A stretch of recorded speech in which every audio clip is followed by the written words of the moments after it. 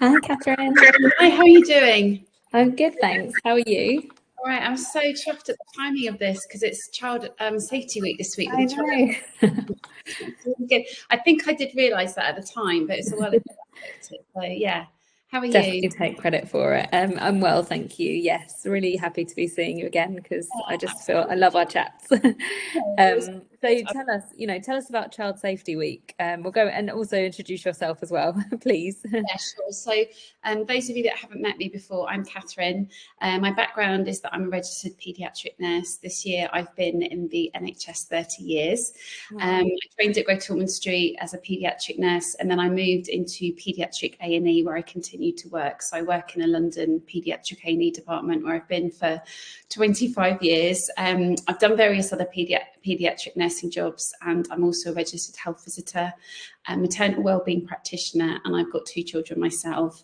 And I set up Baby Steps 20 years ago next year, 2006. And really, Baby Steps offers courses and events to support new parents so they can relax and feel more confident. And really, it's all about them being able to enjoy the time with their baby. You know, if they've got this confidence, reassurance, peace of mind, then hopefully going to be able to relax and enjoy the time with your baby. So I cover courses with baby and child first aid and home safety that we're going to be chatting about today. Weaning, I do a lot of support around weaning, so courses in preparation for weaning, but then also supporting parents where they feel things have got a bit tricky and they're struggling with weaning. I've got a beautiful 5-week baby massage and relaxation course, and also a 6-week course called Soulful Mama, which really focuses much more on the mum. Once the baby's born, so much becomes focused on the baby. So this is just a real chance to have a bubble of support for 6 weeks, focusing very much on sort of matrescence and all the transitions that happen when you become a new parent. So I have a studio here out on the Surrey-Hampshire border. I also do work in people's homes, and I have courses online as well. So yeah, that's a bit about me. We'll link to all of those. And I just think, oh God, I would have loved you as my health visitor. It would have been amazing. But you have so many hats, and thank you. You provide so many hats. They all very much do link together, actually. Yeah. But yeah, you're right. So the Child Accident Prevention Trust every year for the first week of June runs Child Safety Week, and they have a different theme each year. And this year the theme is Safety is for Sharing, which is just absolutely perfect because they really do say that, you know, one share could save a life. So I've been busily posting this week. I've just done a couple of lives today, really, because that's kind of one of my biggest passions is if I can share home safety tips in any way help to prevent an accident, then that's what it's all about. So if people do see tips and different things this week, they're popping up from the Child Accident Prevention Trust, from people like myself, Child's Burns Trust. Please do share, because it's just amazing the impact that these tips can have. And we're not in any way wanting to wrap babies or children up in cotton wool. You know, it's just incredible to see their sense of adventure and how much they love exploring, and they're learning, and we kind of relearn things again through them. But it's just about trying to prevent the big accidents where we can. And there's safe proofing and baby proofing that can, you know, home safety stuff that can help with that. And also things change all the time. You know, what you're kind of focusing on when they're a certain stage and age is going to be different from when they're a bit older. So it's it's a good point. Sorry to interrupt you, Katherine. I'm just going to quickly say, Ellie and Lauren, thank you for joining us. Please do feel free to open up your microphones and talk, or put anything into the chat, any questions that you have, and let us know, you know, how old, if you have your babies, or if you're currently expecting, and anything you'd like to hear from Katherine. We have a few questions that have come in already, so we'll go by those until you say otherwise. Yeah, definitely. So I think it's just, you know, you kind of, well, naturally we're going to worry about our little ones having accidents, but it's important to remember that a certain amount of childhood accident is to be expected, you know, as they're learning to walk, and then they get more and more adventurous climbing and jumping and running and all of those things that we want our children to be doing. So it's having that balance and being aware that is going to happen, but also, you know, to prevent the accidents where we can. Yeah. So Lauren has just said she's expecting mode. But she's had a friend and her baby come over recently and realised how unbaby proofing their house is. So it was just good timing to get a heads up and understand. So what would you say for someone who's expecting? What's one top tip, few top tips that, you know, you should be thinking about at this point? Yeah, so I think it's really important to bear in mind that when you're expecting your baby, obviously, I think a lot of safety stuff, we focus on little ones that are on the move, which is completely understandable. So, you know, there is a lot that I can chat about with that. But certainly with newborn babies, you want to check in with your safe sleep advice. So with the Lullaby Trust, things to reduce sudden infant death. But in terms of accidents, the things that we see, and I do genuinely see this on practically every A&E shift, is babies rolled off a bed, a sofa, or a change mat. And I'm talking about babies that are not technically rolling. So their parents don't think that they're rolling. It could, of course, be the first time it's ever happened, but it could also just be that even newborn babies, I've seen it with like 2 weeks old, they just seem 2-week-old, they seem to just sort of gather some sort of momentum and they roll off. So if you're needing to leave babies, just, you know, pop out of the room, grab a cup of tea, go to the loo, whatever it is you need to do, just put them on the floor, because it's just not worth the risk. It happened with my own daughter, actually, which, to say I was, you know, kicking myself is an understatement because of the job that I do, but she wasn't rolling, and I just thought, I've got a few seconds to quickly whiz to the kitchen, and she fell off. So it's unbelievably common, and parents feel completely devastated when it happens. But yeah, it's a good one to be aware of. Really catches you unawares, doesn't it? Yeah, definitely. Yeah, definitely. So I think don't worry too much when you're expecting. I think it's when you come up to weaning, and then thinking ahead with your first aid around that, but also the fact they will be getting mobile.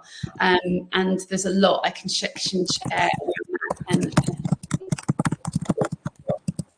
anyone need to go on silent? Yes, I think everyone is now. I'm just popping the safe sleep guides that we've got from the Lullaby Trust in the chat. We've got them on the hub.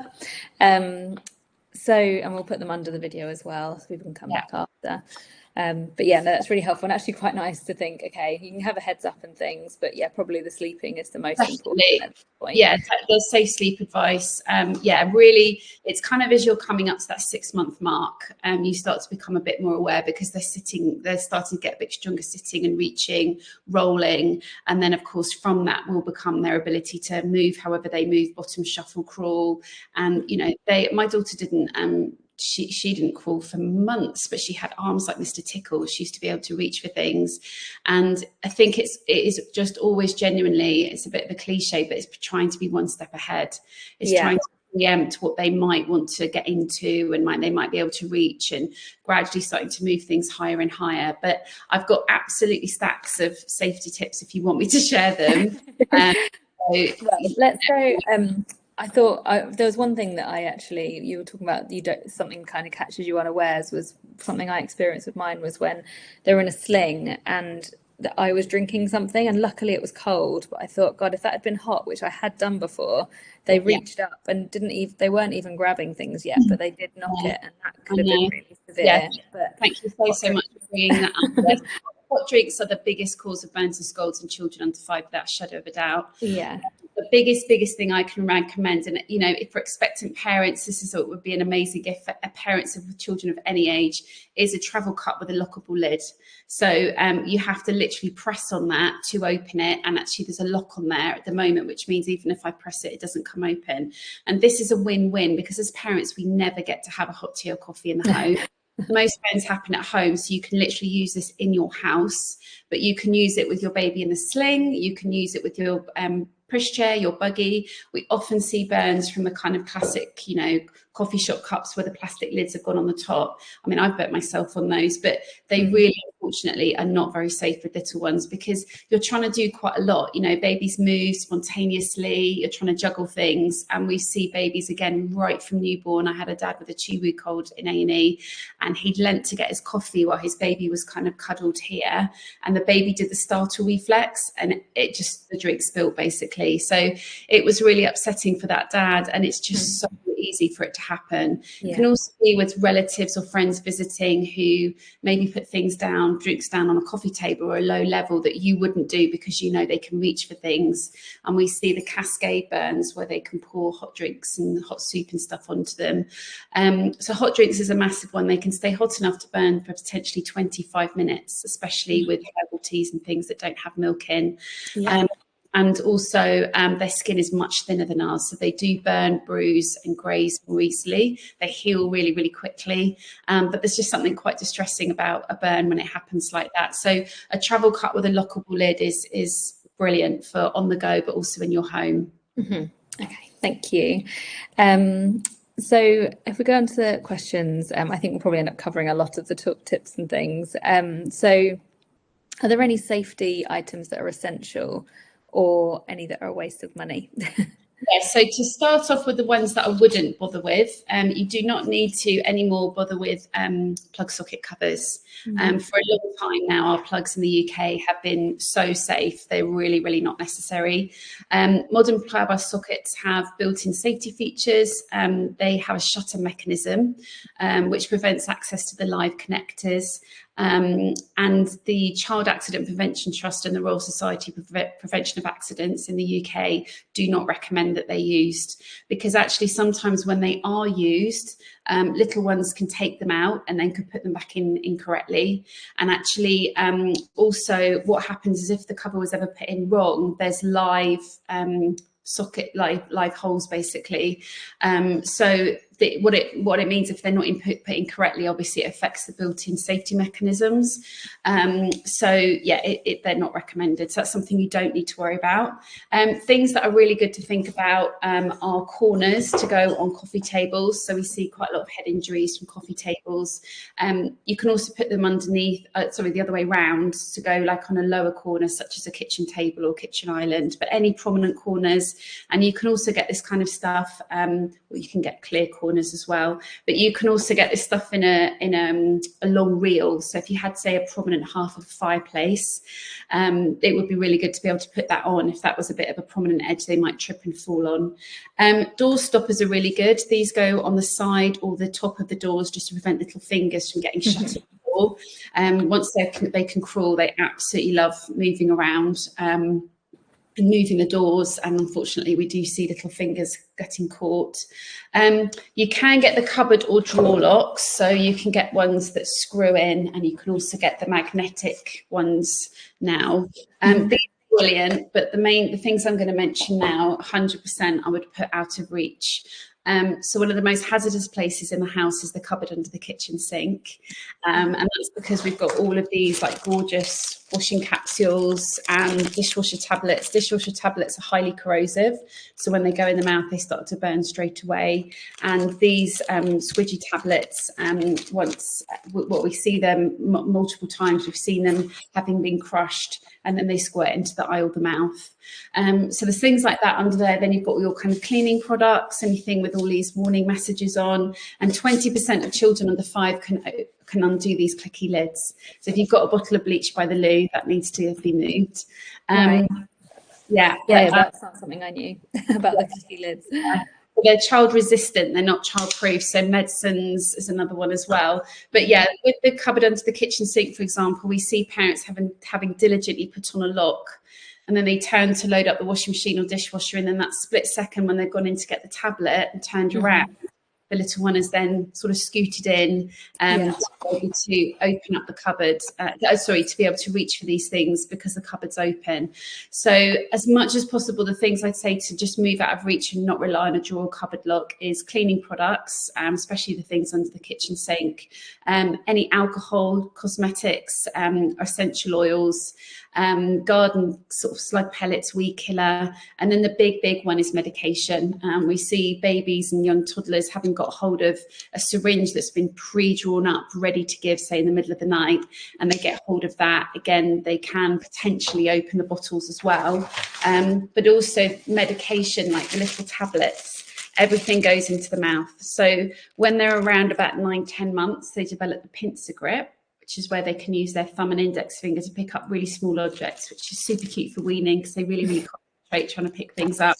But for things like this, little paracetamol tablets in really shiny, crinkly packets, massively attractive to children. So handbags, nappy bags, bedside cabinets, anything like that. They're so accessible. Then do go into the mouth. So that's another one to be really, really wary of. You may have some furniture that you want to strap to the wall, so something like a chest table.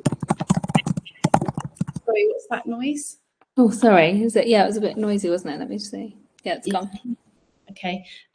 So with say the chest of drawers, sometimes children pull out the bottom drawer to use it as a step to reach up to get what they want on top. My own son did this, and my eyes were out on stalks, and I managed to get to him in time. But you can get anti-tip furniture straps and also TV straps as well if your TV isn't secured to the wall, just to prevent that happening. What else have we got here? Other things to be really wary of are these batteries. So the lithium batteries that are in a lot of musical toys, mobiles, and they again are really shiny, small, and they go straight into the mouth. If you were to put one of these onto a piece of ham, within about 2 hours there would be a hole, and that's exactly what would happen basically to the inside. So it's being very, very wary of those for sure. And when you go to kind of fun fairs and places like that, some of the toys there are and things risky. Obviously there are regulations in place, but there's always that potential. So it's just been very, very wary of all of that. What else did I want to mention? I think there are a lot of the main ones. I would say it's really important to trust your resources carefully. I've mentioned a couple today: Child Accident Prevention Trust, Royal Society for Prevention of Accidents. Both got great websites, newsletters where you can regularly get updates. Myself. Because the problem now with social media is parents are getting scaremongered into buying products that are actually not recommended, and often they're really genuinely not recommended. I've just put a blog out, and I'm going to be doing some lives about the choking devices which parents have been sucked into buying. They're not recommended by any medical professionals at all. Okay. So I think it's being really wary of choosing your resources carefully, and also bearing in mind that your algorithm can start to go crazy and not be providing you with information that's evidence-based, helpful, and it can just make parents more and more anxious. Yeah, I think that's a really good thing to remember, is just because it comes online doesn't mean it is recommended. And to find out, and there'll always be, won't there, information about someone to be able to talk to on those trusts, those websites that you've recommended, or I know that you're very happy to answer questions. I have parents contacting me with pictures of things they're trying to save proof, or I've seen this, do you think it's good? Or so I'm really used to getting different questions, but also of course when I go to visit people in their home, I get to see things specifically and they can ask me about stuff. So the visit I did a couple of weekends ago, they had a coffee table with an unusual amount of corners. It had 2 layers to it, so it was kind of double whammy with the number of corners. So that was going to be going and getting replaced. But yeah, it's just good to look at your home initially at a very low level. The drawers they might open are things they might find under your sofa you've not seen for 5 years, and then gradually that level of safety gets higher. Yeah. I just reminded me, like putting in those drawers, the ones that they can get to, things like Tupperware, that they're actually keep them entertained. We're at that age where they can play with things and bash about with things. Definitely, sure. Okay, so let's see, just checking in. If anyone wants to ask a question, please do feel free to unmute or go into the question box. I think the noise earlier, Katherine, was me welcoming a new person to the, on the chat. Sorry about that. I didn't put 2 and 2 together. So how can we keep older children's toys safe from curious babies? So is there things to think about there? This is a really, really inevitable problem. So whether you've got an older sibling who loves Lego or loves Barbie and all the tiny little Barbie shoes, like it's really, really inevitable that is going to be a problem. That older child tends to get really annoyed with the little one trying to muscle in. And I think it's just trying to work out what in your home and for your life is actually going to be feasible. So whether or not the older child can have a box that only they can open and kind of with the lift up catches, whether there's an area, whether it's they have their own space or own room where they can have certain toys that they play with, and it's very dependent on that child's age as to whether they're going to have any understanding of the danger to their little brother or sister. And even if they do, they're still little, they get distracted and they just want to play with their toys and they just want to show their friends. And so I think it's an inevitable one. There isn't really a very easy answer that is going to definitely work. Obviously a huge amount maybe around supervision, but as much as possible trying to remember that the phase will pass. And also, yeah, if they can have their own box, their own space, their own corner, their own, you know, if they have got their own sort of part of the bedroom or something, and, you know, if necessary, things have to be kept out of reach and then played with when it's sort of supervised time. But yeah, it's a tricky one. Yeah. Okay. Thank you. And so in terms of first aid kind of sessions and people booking onto those, I know you run yours, so please do talk about kind of what you include as well. But what can someone generally expect, or should they be doing first aid sessions, and when should they be doing them as well? Yeah. So it's a really, really good thing. And this year I've sort of started saying out loud, because more and more, which is great, antenatal classes are including some first aid. Yeah. And that's great. You know, if that wasn't included in your antenatal classes, don't worry at all. But when that does happen, what tends to be the case, which is so understandable, is naturally it's very hard to imagine actually having your baby. You know, you're expecting your baby, but you haven't actually got your baby there. So the kind of practicalities and the real day-to-day questions don't really arise until you have your baby. So I find when I do antenatal sessions, there's very few questions, because it's really hard for the parents to actually visualize what life might be like. And also, concerns when you've got a newborn are very, very different to even 5-6 months later when you've got a baby that's starting weaning, and also in those next few months going to be moving. So I would say very, very much it's really important to refresh yourself. Even if you've done some first aid, do you remember the first aid you did antenatally? Often parents are quite honest with me and they're like, we don't really remember it, because so much has happened in the time since they did that first aid course. And, you know, at that point, as I said, they didn't actually have their baby there. So I think a key time to be very up to speed with your first aid is ahead of weaning. So gagging, choking and allergies. I have a first aid course online specifically for first aid for weaning, which includes that and information on finger foods. And then at that time, you've also got weaning, but you've also got them getting mobile. So all the things around head injuries and burns and scalds, and you know, the corner cushions, the kind of things that are related to them getting on the move is really, really important. Yeah. So my first aid courses are a really, really practical way of looking at first aid. I'm a mum myself, obviously I'm a paediatric nurse with 30 years experience. So I have a big online first aid course, Ultimate Baby and Child First Aid and Home Safety, which covers everything right from the day-to-day colds and coughs and tummy bugs, all the way through to the big emergencies, CPR, choking, practicing on the mannequins, and then all the kind of bits in between, allergies, ingestions, head injuries, all that kind of stuff that can come up. But I do first aid courses in person, and it is amazing if people do get the chance to practice on mannequins, practice the techniques themselves, so CPR and choking, but have that sort of chance to do that. But if not, online is definitely, you know, a really way to learn first aid more and more nowadays. And my courses, yeah, I do sort of put all my kit in my car and I drive off to people's homes and do a course for friends, family, or just for the parents. And I also have my studio here where, again, people gather friends and family and run a course here, which is always really nice. But I think you need something absolutely specifically for babies and or children, but dependent on the relevant to your little one's age. My course spoke to the age of the children with, you know, at the course, the parents at the course. Babies and children are always welcome, and that can be a really difficult one for parents trying to go to a first aid course, is if they can't actually take their babies with them. It's going to be a huge obstacle for them to actually do the course if they can't take their babies with them. So that's something to bear in mind as well. But I think you want to go with something that's, you know, obviously I'm biased because mine is very, very specifically for parents, grandparents, babysitters. I think when you do a very generic first aid course, unfortunately, it doesn't necessarily focus on the day-to-day realities of things. It doesn't cover safe proofing, home safety. I'm sitting in triage most of the time when I work in A&E. So I'm literally seeing the things that are coming through the door. And, you know, having that empathy as well, because a lot of the first aid courses I do, I think people do contact me because they maybe have had experiences, whether that was themselves in their childhood or with their babies, or they've read something, heard something, which making them feel quite emotional about the different things that can arise. So I'm really mindful of that as well.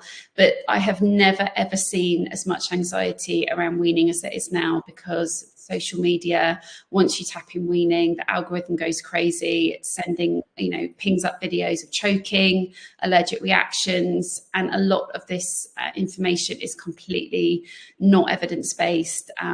It's causing a lot of overwhelm and anxiety for parents. So I cannot emphasize how important first aid is for weaning. Okay, that's really, and I can say your content is amazing, and the videos and things that you provide, but to do it in person is fantastic too. Yeah, either way, I think it's just if it's going to be online, amazing. Online works so well. If some people prefer to do it in person, but yeah, either way, I think it's just making sure you get that information so that you feel confident and prepared, and that has a huge impact on your weaning journey specifically. But also, as your little one starts to move around the house and starts to do new things, you want to be able to enjoy that and not be fearful of it. Yeah, Lauren's just said, I'm already thinking I need to delete Instagram. It's full of scary stuff. And but being mindful of that and being aware is the first step, isn't it? And actually, as we're coming to the end of the time, I thought you are so incredible, Katherine, at the mindfulness side, and just, how would someone, if something is going wrong, how can you keep kind of calm and not go into what is a natural reaction, but what can someone do to help keep themselves kind of focused in the moment? Absolutely. I think none of us, even me with my own family and children, know exactly how we'd react in an emergency. I think if you've done your first aid, then you've got that reassurance that all been well, your instinct will kick in, and your knowledge that you've learnt, and you'll be okay. It's really, really important with babies and children to remember that they are looking to you to save the day. And if you're completely freaking out, that's going to affect everything. It's going to affect their breathing. If they've got breathing difficulties, it's going to make them panic. It's going to raise their heart rate, all of those things. So as much as you can, internalize that voice where you are obviously naturally going to be feeling really worried and concerned, and just put all your energies into reassuring your child and thinking of the first aid, because that's the challenge with babies and children. First aid isn't essentially that different for children. It is for CPR and choking, but actual hands-on dealing with cuts and bruises and burns and all that kind of stuff, it's the same. But babies and children are scared, so they don't cooperate. And as much as possible, it's trying to keep them calm, which actually will help keep you calm as well. And also, don't hesitate to seek advice. Any health professional would much rather see you than you ever to be worrying. Trust your instincts as much as possible. And that's something I'm noticing again, because of this whole bombardment of information. Parents are struggling to trust their instincts quite as much. They kind of feel like they need to depend on an app or something. Think all that knows better. There's nothing better than a mother or parent's instinct. Your kids better than anyone else. And so as a parent, I would just really, really urge you to trust your instincts. You be careful with your resources, get your first aid under your belt, and just try and stay as calm as possible for you and for them. That's fantastic. And I think that's a perfect place to end here, but I will put all your details below. So if anyone wants to reach out, find your resources, they can do that easily. Yeah, absolutely. And I don't know if we have one already, but I'm very happy to have do a discount code for my online courses as well. So I can arrange that. We have had one in the past, but I'll check it still works. So we'll do that. Yeah. Thank you so much, Katherine, and thank you everyone for joining today. It's really great to have you here. I can see a couple of people typing, so I'll give them a second. And I see you've already booked on for the next one, Katherine. Another topic. That I think is probably the biggest reason why people book my first aid course is their fear of choking around weaning. And as I said, I do have a specific online course for that, but it's going to be really nice to be able to go through that on the course. I have the mannequin, and we can go through that, and allergies as well if people would like that too. Yeah, that's a huge one, isn't it? Because people just don't know the difference between what is an allergy and what isn't. And so thank you. Still quite far away from needing this information, but good to get thinking about it. Thank you. Great. It's great. Speak to you soon, Katherine. Thank you have so a much. lovely day, everyone. Take care. Bye. Bye.